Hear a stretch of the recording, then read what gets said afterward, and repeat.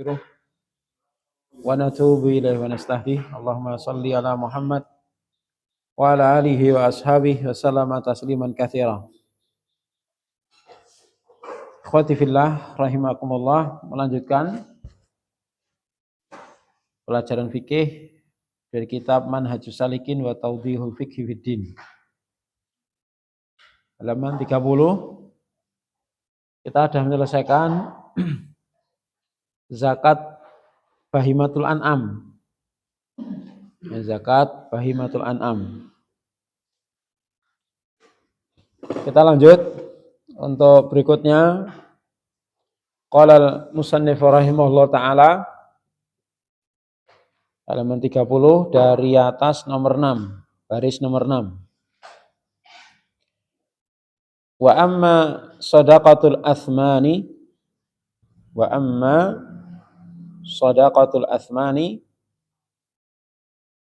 fa innahu laisa fiha syai'un hatta tabalugha mi'atai dirhamin wa fiha rubu'ul ushri ya.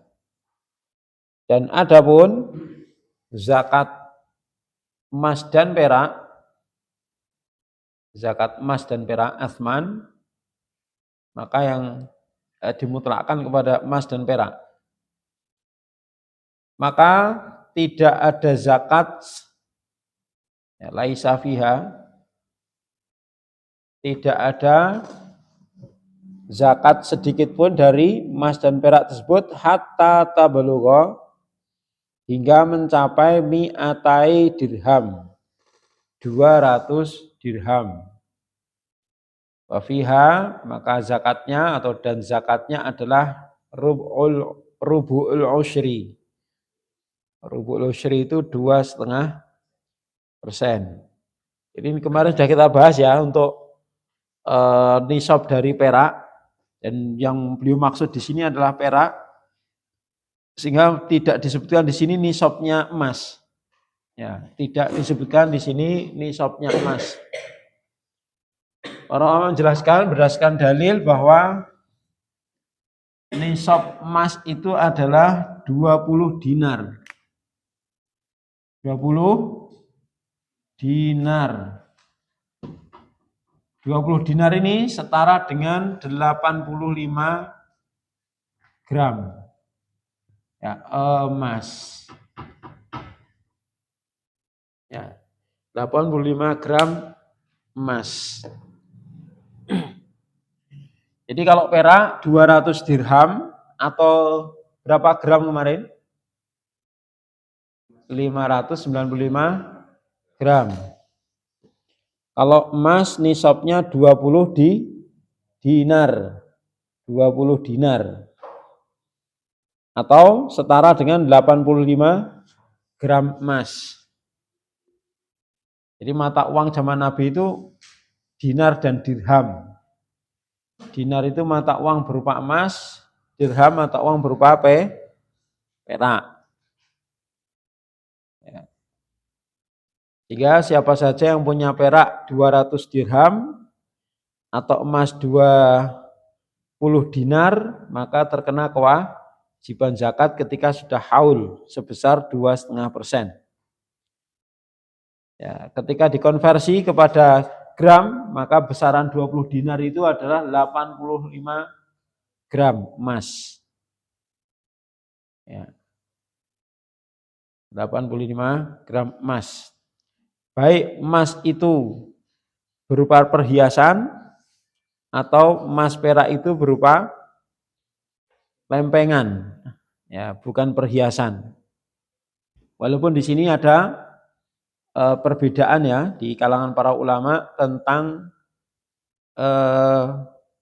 bentuk emasnya. Ada sebagian berpendapat ketika emas itu ya itu berbentuk perhiasan, maka tidak kena kewajiban zakat. Karena apa?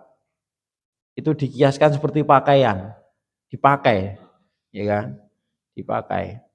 Namun ada riwayat dari Rasulullah SAW, suatu ketika ada seorang sahabiah bersama anaknya, dan di tangan anaknya itu ada perhiasan. Kemudian Rasulullah mengatakan, apakah ini sudah dikeluarkan zakatnya? Lalu ibu-ibu itu menjawab, belum ya Rasulullah. Ya, maka Rasulullah mengabarkan ancaman-ancaman harta atau emas yang tidak dikeluarkan zakatnya. Kemudian sang ibu ini melepas perhiasan tersebut, kemudian berikan di jalan Allah Subhanahu wa taala untuk infak fisabilillah. Seperti itu. Nah, dari sini sebagian ulama berpendapat ya walaupun itu sudah berwujud emas perhiasan tetap terkena kewajiban zakat berdasarkan keumuman tentang kewajiban emas dan perak. Seperti itu. Sehingga siapa saja yang memiliki perhiasan atau ya bukan dalam bentuk perhiasan berupa kepingan, lempengan atau batangan emas atau perak yang sudah mencapai nisab, maka wajib untuk dikeluarkan zakatnya ketika sudah sampai haulnya. Emas 85 gram, perak 595 gram. Zakatnya 2,5%. Kemudian uang karena dia termasuk alat tukar, maka dikiaskan kepada emas atau perak ini. Ya, dikiaskan kepada emas atau perak ini. Syekh Sa'di menguatkan dari emas dan perak ini kira-kira yang mana yang lebih memungkinkan kena zakat. Artinya yang harganya lebih ketika dihitung nanti nisabnya itu lebih kecil. Artinya kalau emas nilainya lebih kecil, maka diambil nisab emas. Kalau perak nisabnya lebih kecil, maka diambil nisab perak. Karena apa? Lebih memungkinkan kena zakat. Contoh misalnya ya. Jadi di sini ada silang pendapat ya antara uang itu dikiaskan nisabnya kepada emas atau perak. Kalau perak berapa? 200 dirham. Sama dengan 595 gram perak. Nah, kalau taruhlah dengan harga berapa sekarang? Dengan harga emas sekarang berapa per gramnya? Rata-rata aja, jangan paling mahal, jangan paling murah. 1 gram berapa?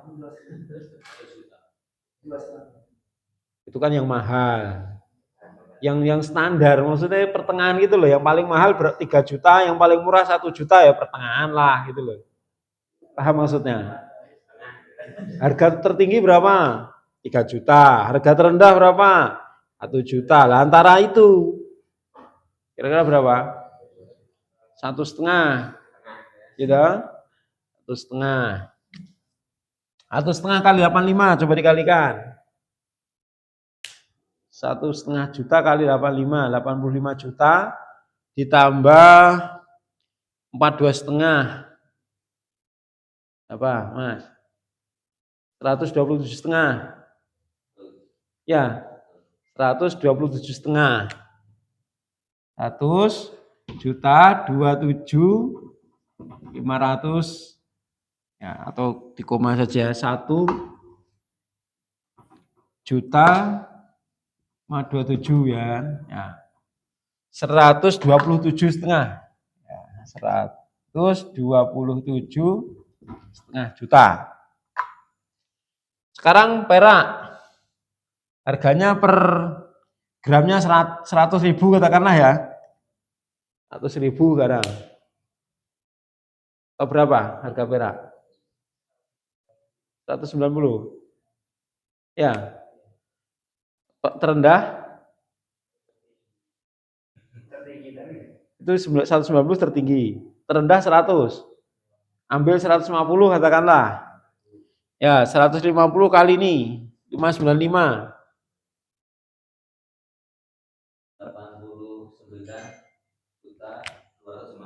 89 juta 250 ya. Nah. Baik, mana angka yang lebih kecil?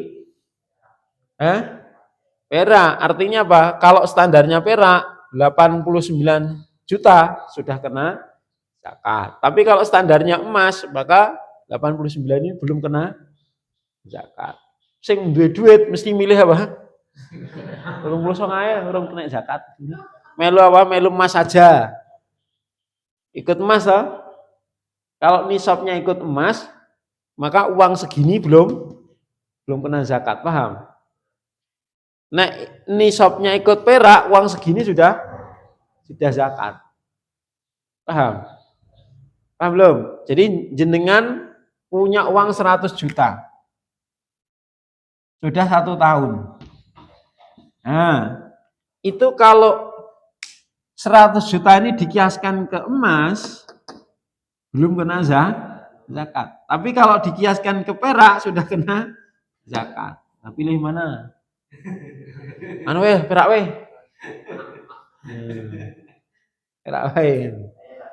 ya. Nanti kita bahas. Nanti dibahas. Ini dulu. Ya, maka Sa'di di situ menguatkan pendapat mana yang lebih bermanfaat untuk fuqara wal masakin, dalam artian mana yang lebih memungkinkan kena zakat. Lah, artinya dalam hal ini yang lebih memungkinkan kena zakat yang mana? Perak. Jelas itu karena harganya lebih murah. Iya toh? Harganya kan lebih murah perak. Jelas? Nah, di situ belum ditakyin mana yang lebih memungkinkan itu karena mungkin harganya fluktuatif. Ya kan? Harganya mungkin naik turun, mungkin suatu saat bisa jadi mahal perak daripada emas kan gitu. Ya, mungkin seperti itu. Sehingga nanti diambil yang tinggi yang rendah yang mana? Berarti emas lebih rendah. Ketika yang lebih rendah perak, berarti perak yang diambil. Jadi dari dua ini mana yang harganya lebih rendah? Karena itulah yang paling memungkinkan kena zakat. Contoh ini tadi, kalau kita ambil yang emas 100 juta belum kena zakat. Tapi kalau kita ambil nisab perak 100 juta kena zakat. Bisa dipahami? Namun di sini ya mayoritas ulama mengambil pendapat ini. Ini yang insya Allah lebih kuat ini. Kenapa? Satu, emas itu harganya relatif lebih stabil, bahkan cenderung naik. Dua, emas itu bisa jadi standar ekonomi atau standar sosial. Artinya standar kekayaan itu biasanya emas. Ya kan? Padahal kan namanya zakat itu apa? Ya, tu'khadhu min aghniyaihim wa turaddu ila fuqaraihim. Diambil dari golongan yang kaya terus dibagikan untuk yang fuqara, yang fakir miskin, kan gitu. Sehingga dari sini yang menjadi lebih memungkinkan untuk jadi standar kekayaan yang mana? Dari emas dan perak ini. Emas. Sehingga dari sini yang pendapat yang lebih kuat adalah di nisabnya dikembalikan kepada nisab emas. Untuk saat ini. Ya kan? Sehingga 100 juta walaupun ngendap setahun belum kena kewajiban zakat. Tapi kalau mau dizakati bagaimana? Bagus. Jelas? Seperti itu. Ya. Emas itu apakah itu kan tadi ada yang kelas bawah, kelas atas emasnya. Nah, kalau begitu kita juga kebingungan untuk nyari harga patokannya. Apakah enggak yang di 24 karat gitu atau gimana? Ya. Itu yang mau dizakati uang atau emas? Ya dia lihat emasnya itu. Emas yang jenengan miliki itu yang berapa? Misalnya jenengan kualitasnya 24 karat. Mosok mau ngambil yang zakatnya karatnya 15. Kalau seumpama kan, kalau biasanya kan ada campuran-campuran kan, nggak 24 karat. Ya. Apakah harus distandarkan 24 karat dulu? Ya enggak, diambil itu karatnya berapa, diambil dari itu. Jadi contohnya jenengan punya perhiasan nih, ya kan? Apa itu kualitas emasnya 20 karat, jelas? Ya sudah, nanti 2,5% dari emas 20 karat itu nilainya berapa gitu loh, jelas? Kalau kemarin kan dahulu itu kan distandarkan ke 24 karat. Ya, ya itu satu pendapat, ya, satu pendapat. Karena kalau seperti ini kan lebih mudah, ya toh? Jadi apa miliknya jenengan itu berapa? Ya toh, miliknya jenengan itu berapa? Terus karatnya berapa? Ya dizakati sesuai nominal. Itu kan lebih mudah, ya kan? Lah kalau harus ya itu satu pendapat ya, satu pendapat. Ya mungkin ada sisi pendalilannya. Ya, itu kan masalah teknis ya, masalah teknis. Karena di zaman Nabi tidak ada istilah karat-karat kayak gitu kan, tidak ada. Ya kan? Ya. Itu ada ijtihadnya ulama zaman sekarang. Itu. Jelas ya? Mana yang lebih mudah itu aja. Karena insya Allah agama itu mudah. Yang lain? Tadi yang diambil di harga pertengahan terus ya? Atau ada harga referensi atau teratas? Yang mana? Untuk dikiaskan ke uang. Uang maksudnya dikiaskan ke emas gitu. Jadi diambil yang memungkinkan kena zakat. Ya gitu. Jadi emasnya itu harga yang memungkinkan kena zakat, maka misalnya harga terendahnya 1 juta ya, maka diambil yang 1 juta. Sebenarnya seperti itu. Karena itu lebih memungkinkan kena zakat. Jelas? Wallahu a'lam. Ya. Ini tadi cuma contoh ya. Kita ambil contoh, diambil harga pertengahan. Wallahu a'lam.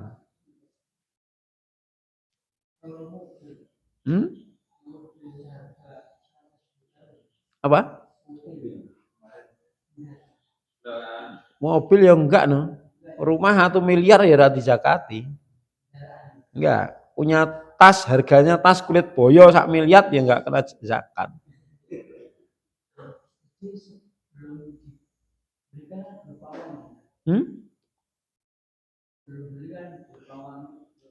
Ya kalau berupa uang, nah, tanyanya kan mobil gitu loh. Beda ya kan.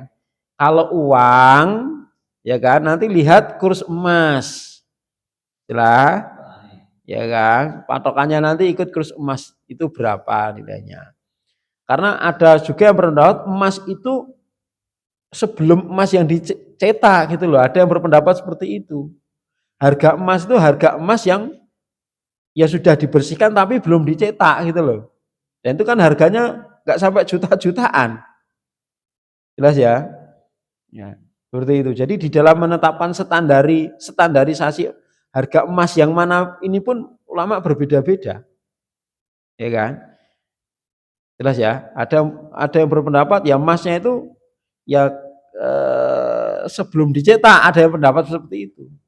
Tapi emas sebelum dicetak kan ya harganya murah itu kan, harganya murah. Kemudian itu belum bisa dalam artian belum bisa diputer, belum bisa disimpan gitu kan. Ya, maka pendapat itu juga lemah. Dan jangan tanyakan uang apa mobil. Ya mobil, nek mobil nggak wajib zakat. Pajak. Nek pajak. Ini kita bayar ya terserah. Paling yang diblokir.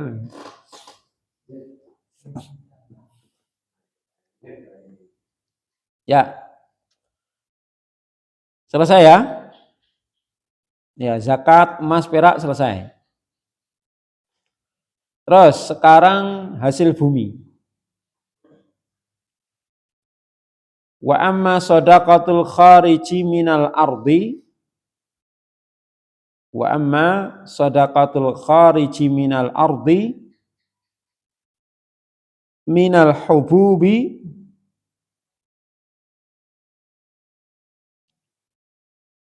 wathimari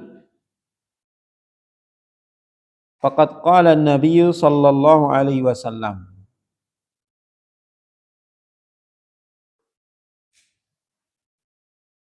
laisa fima duna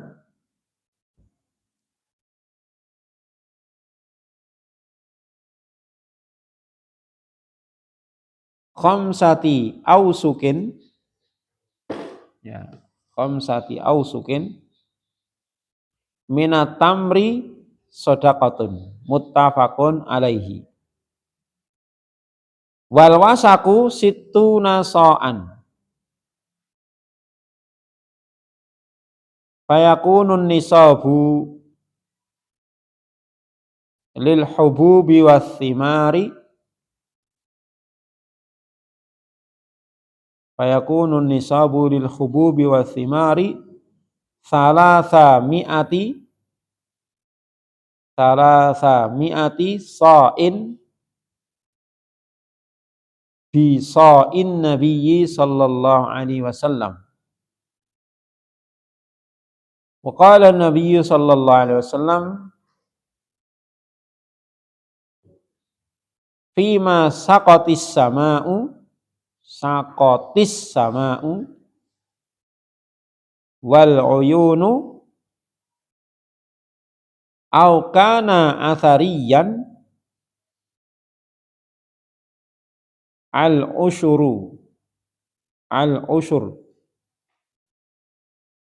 wa fima suqya bin nadhi nisful ushur rawahul Bukhariyu.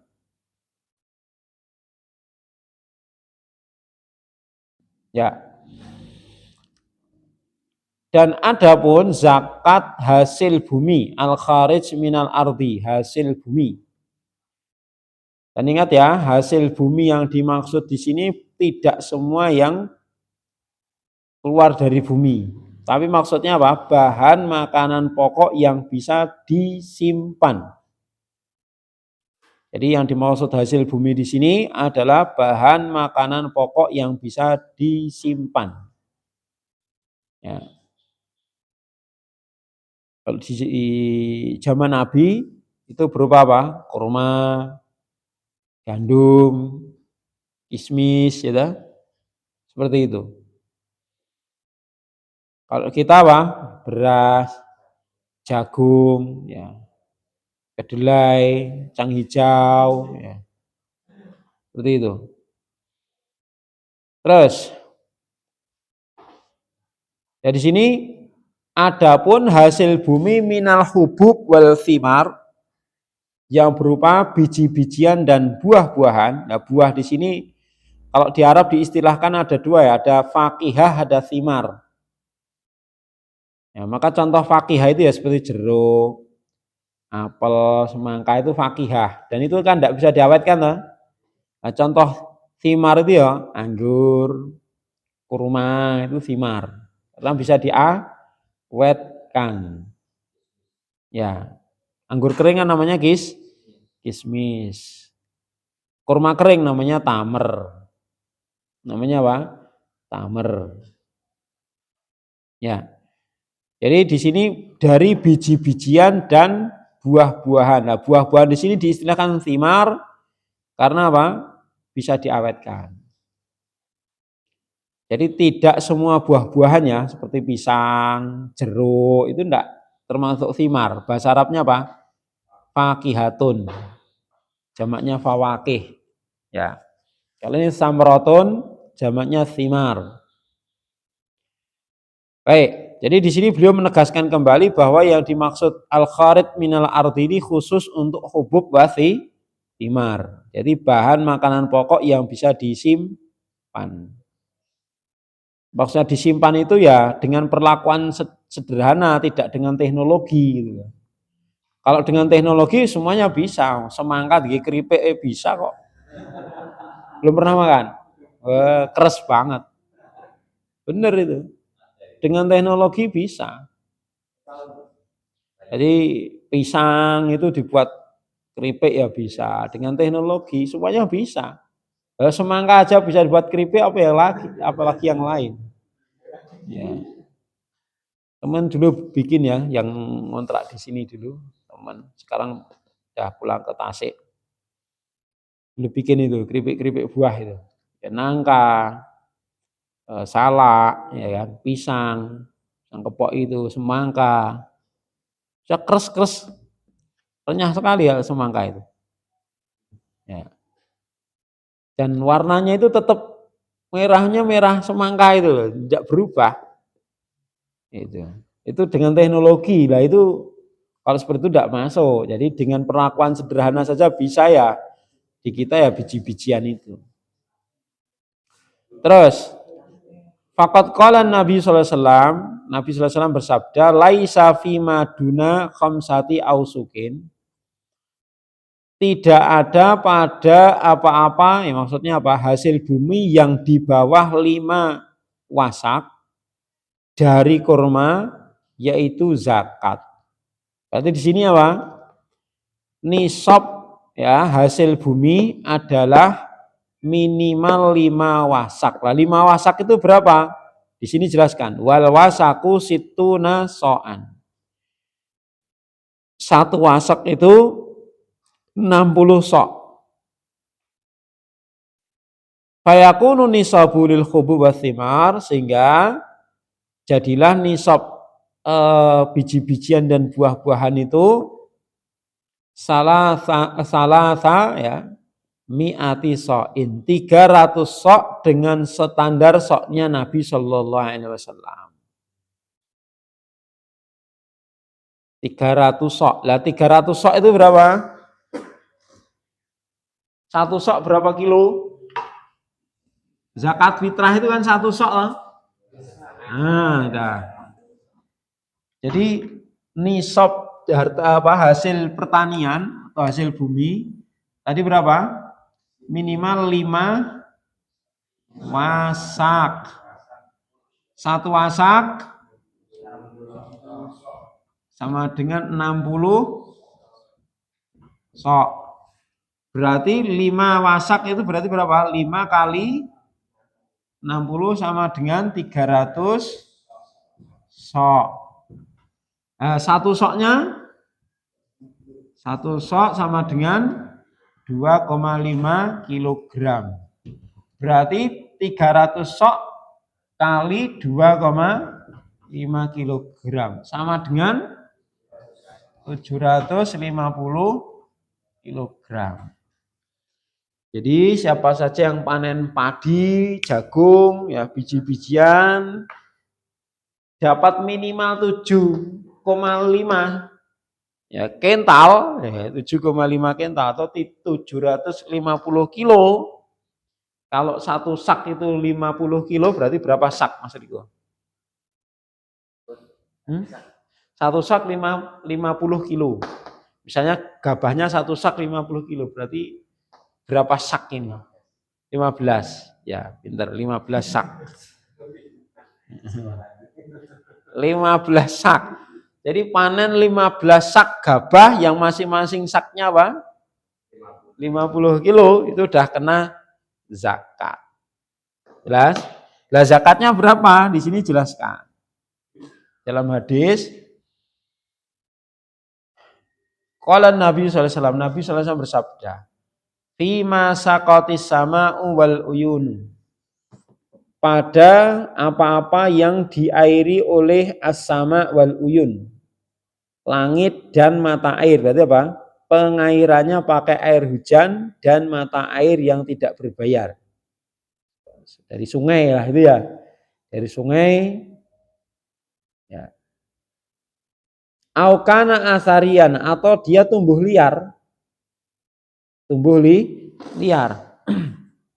Ya, airnya mungkin pakai embun ya, minumnya pakai embun itu pengairannya. Maka zakatnya al-usyur 10%. Wa fima suqiya bin nadhi, dan pada apa-apa yang diairi dengan apa itu an-nadhi itu dengan dikocorkan, dengan dikocor pakai tenaga manusia, maka nisful usyr 5%. Jadi zakatnya berapa? 5% dan 10%.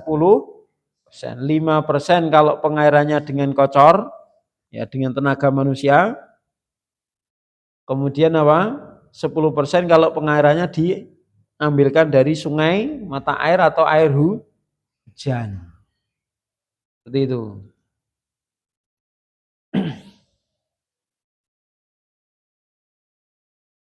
Paham ya sampai di sini? Terus lanjut. Rawahul Bukhari, riwayat Imam Bukhari. Lanjut, wa an Sahli bin Abi Hathmata, wa an Sahli bin Abi Hathmata qal, dari Sahal bin Abi Hathmah beliau berkata, amarona Rasulullah sallallahu alaihi wasallam idza kharastum fada'u thulutha, fada'u as-thulutha, fa in lam tada'u thulutha, fa in lam tada'u, dan tada'u ya, tada'u as-thulutha, fada'u ar-rubu'a. Rawahu ahli sunan. Jadi da'u itu amar dari wada'a ya da'u da'. Baik, artinya di sini perhatikan dari sahabat Sahal, ya, dari sahabat Sahal bin Abi Hathmah, beliau berkata, amarona Rasulullah SAW. Rasulullah pernah memerintahkan kami, ya, memerintahkan kepada kami, yang isi perintahnya idza kharastum, jika kalian mentaksir,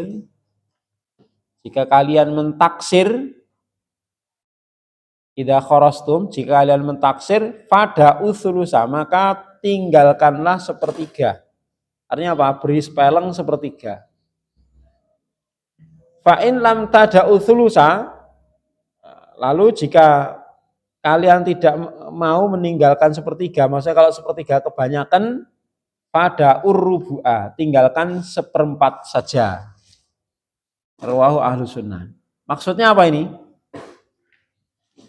Paham nggak maksudnya? Jadi gini, seseorang ketika punya hasil panen, itu terkadang panennya nggak bareng. Contohnya kurma. Contohnya apa? Kurma. Jadi dalam satu kebun, itu nggak mungkin panennya bareng, itu nggak mungkin. Jelas ya? Ya. Maka ketika petugas zakat, dan itu sudah kebanyakan sudah tua gitu ya, cuman kan belum dipanen semua, sehingga kan belum tahu beratnya itu berapa, satu kebun itu beratnya berapa, tapi biasanya sudah sampai nisab. Ya. Maka boleh diperkirakan, ya, memperkirakan berat hasil daripada pohon kurma tadi, buahnya berapa ton, itu namanya kharastum tadi. Jika idza kharastum tadi, ya, kharas namanya kan memperkirakan itu ya, memprediksi, memperkirakan. Maka Rasulullah di situ mengizinkan, jika kalian idza kharastum, jika kalian melakukan apa itu perkiraan, memperlakukan perkiraan jumlah panenannya itu berapa ton, maka lakukan. Tapi beri sepeleng sepertiga. Atau kalau terlalu banyak, seperempat saja. Maksudnya apa? Contoh gini. Si A punya kebun kurma. Ya, punya kebun kurma. Jumlahnya 100 pohon misalnya. 100 pohon. Nah, rata-rata per pohonnya itu dalam satu musim panen, misalnya 1 kintal. Satu kintal. Berarti kalau di total berapa? Ayo, ini.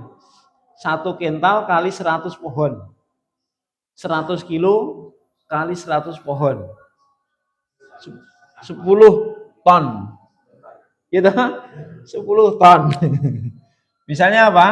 Setelah ditaksir, perkiraan nanti apa? Panennya 10 ton. Biasanya segitu, dengan panenan seperti ini biasanya 10 ton, ditaksir 10 ton. Maka petugas zakat nanti mengambil 2,5% kali, nah ini dikurangi dulu sepertiganya berapa gitu loh. Ya, kalau sepertiga kebanyakan berarti diambil seperempat. Seperempatnya 10 ton berapa? 2,5. 10 dikurangi 2,5.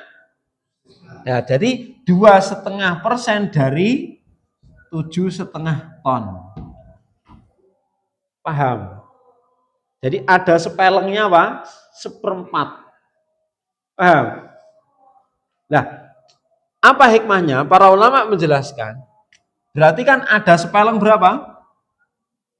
2,5 ton. Ini lah.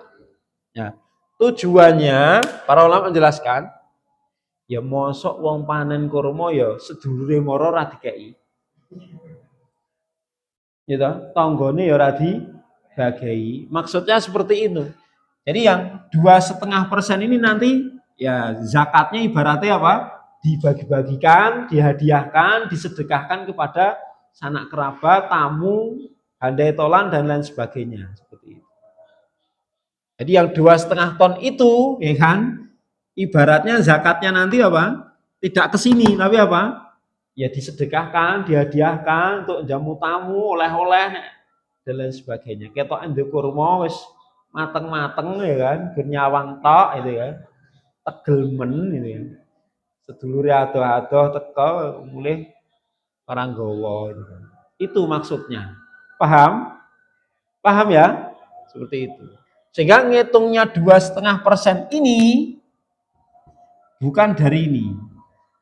Tapi kalau sudah dipanen semua, total 10 ton ya kali 10 ton. Karena apa? Biasanya itu sudah orang panen semua itu sudah mesti sudah diambil untuk macam-macam gitu toh. Ya kan? Kerabatnya sudah diambilkan berapa itu kan? Nah itu baru totalnya 10 ton, baru nanti 2,5% kali 10 ton ini kalau sudah dipanen bareng. Jadi pakai yang ini kalau apa? Itu masih di pohon dan panennya tidak bareng sehingga apa? Berlaku perkiraan taksiran gitu loh. Jelas? Maka disabdakan Nabi, idza kharastum, jika kalian memprediksi, mengira-ira, ya kan? Jika kalian mengira-ira taksiran dari sebuah panen itu berapa, maka diperbolehkan. Kemudian dikasih sepeleng, ya termasuk nanti yang lain, misalnya padi, ya kan, dan lain sebagainya. Itu ada sepelengnya. Kalau itu masih di lahan belum dipanen. Tapi kalau sudah dipanen, direk, ditimbang ya sudah. Dari timbangannya itu berapa? Jelas?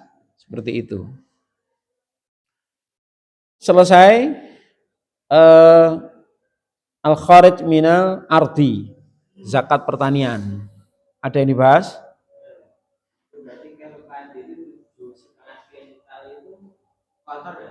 Iya, kotor. Pokoknya ditimbang panen itu 7,5 kintal. Ya nanti zakatnya ya apa itu yang seperti itu di zakat. Gabah ya gabah. Beras atau berapa? Oh iya. Zakatnya ketika panen itu. Iya, ketika panen itu ditimbang gabah diambil gabah. Itu. Iya. Jadi ketika panen itu. Ya. Dan nanti kalau misalnya gabahnya kering berarti nanti yang nimbangnya nisabnya itu ketika kering. Paham? Jadi setelah dibersihkan, dikeringkan, dijemur, di total baru misalnya apa? Dapat 10 ton. Ya, berarti gabah kering 10 ton itu diambil 2,5, diambil berapa? 10% atau 5%. Ini apa nih? Ini bukan 2,5% ya, tapi 5 atau 10%. Ya, 5 atau 10%. Bukan 2,5%, 5 atau 10%. Karena itu hasil pertanian. Gimana? Ya, itu termasuk nadhoh namanya. Kan ada perlakuan dari situ. Kayak kan kocor toh, cuman pakai mesin gitu kan. Maka seperti itu termasuk yang nadhah tadi, seperti dikocor hukumnya. Ya. Nah, saya punya pinten hektar nih hari ini. Ini kan kalau punya sawah terus dikerjain sama orang gitu kan. Panennya cuma baginya separuh. Iya. Diambil zakat dulu baru dibagi. Iya. Jadi nanti diambil zakatnya dulu baru dibagi sesuai kesepakatan. Gitu. Jadi turane diambil zakat itu berapa gitu kan.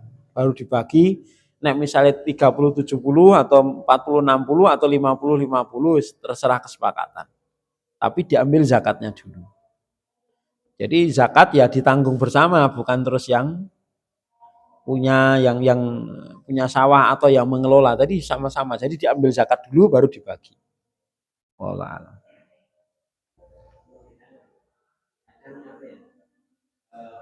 Kotor kan 7,5 kental itu kan kadang sama apa modalnya di situ kadang. Iya. Iya. Contoh misalnya ya, jenengan punya lahan 1 hektar. 1 hektar ini ditanami berapa, Mas? 1 hektar ini ditanami kan rata-rata kan mungkin ya sampai 10 ton mungkin dapat. Gitu. 1000 itu kan untuk 1 ton kan mungkin. Lahan 1000 meter 1 ton kan mungkin toh. Mungkin di sini ya rata-rata 1 tonan, lebih bahkan. 1 ton lebih.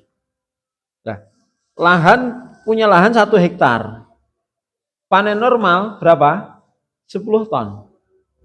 Ternyata apa itu kena banjir atau kena penyakit. Cuman dapat 1 ton, rugi nggak kira-kira? Harusnya 10 ton, tapi cuman panen 1 ton, rugi nggak? Zakat nggak? Zakat. Jelas? Ya. Lah posisan radike panen wae rasa zakat. Ya itu nama ujian ya, ujian keimanan ya seperti itu. Ya. Yang lain? Kalau panennya basah kena air saja. Hah? Air saja kan basah kan tambah. Ya. Ya wajarnya orang panen aja lah, ya kan. Wajarnya orang panen. Jadi kan ya nggak mungkin toh ngecemes itu kayak kan nanti tukul kabeh kan gitu. Jelas? Ya wajarnya normalnya orang panen yang dihitungin gitu. Ya, diilir dulu atau diangatkan dulu atau gimana ya baru ditimbang. Olah.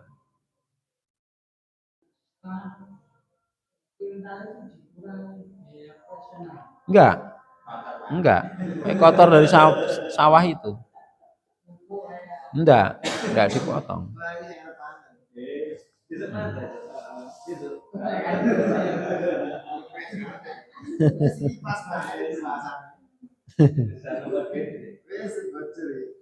Gabah harga berapa? 8.000 sekarang. Berapa? 7.000 kali 7,5 kental berapa? Kali 750. 5 juta toh? Ya, masih normal toh. Berarti kan satu patok kayak gini biasanya kan ya 6 jutaan ya kita. Patokan sini nih. 6 juta, 7 juta ya. Segitu udah untung itu. Berarti nek panen 7,5 itu ya apa 7,5 kental itu udah untung. Kalau lahannya cuma segini, masalahnya lahannya banyak gor 7, apa 7 kental setengah kan nek lahannya banyak kan operasionalnya kan jelas banyak gitu loh. Misalnya 1 hektar tadi. Ya, itu untuk traktornya berapa, wong tandure berapa, pupuke berapa, biayanya berapa. Ya kan? Mungkin sampai 5 jutaan. Ya kan? Biayanya itu sampai 5 jutaan itu 1 hektar itu. Ya. Sampai 5 jutaan. Panen 1 ton. 1 ton berapa? Ya 7.000 7 juta toh? Ya. Untung 2 juta, masih alhamdulillah. 2 juta. Ya. Wallah alam. Cukup. Terakhir nanti pembahasan kita pada pertemuan akan datang insya Allah menyelesaikan zakat tentang urudut tijarah. Urudut tijarah itu adalah benda-benda yang diniatkan untuk diperjualbelikan untuk mencari keuntungan. Termasuk mobil itu kalau diniatkan untuk diambil keuntungannya, contoh misalnya apa? Magang, apa magang? Makai sambil dagang. Tuku, engko nek ning sing bateni didol. Nek urung ngebati dienggo sik. Ya enggak, kan nek nge-Grab itu kan yang dijual jasanya bukan mobilnya. Ya. Kan nek nge-Grab itu yang dibuat yang dijual kan jasanya toh, bukan mobilnya toh. Bukan, mobilnya jek utuh. Ya, itu enggak masuk. Kecuali terus nanti apa nge-Grab untungnya banyak terus sampai 200 juta dah 1 tahun lah itu yang dizakati uang 200 juta itu. Ya. Selesai ya? Kita cukupkan. Sallallahu Nabi Muhammad. Alhamdulillahirabbil alamin. Assalamualaikum warahmatullahi wabarakatuh.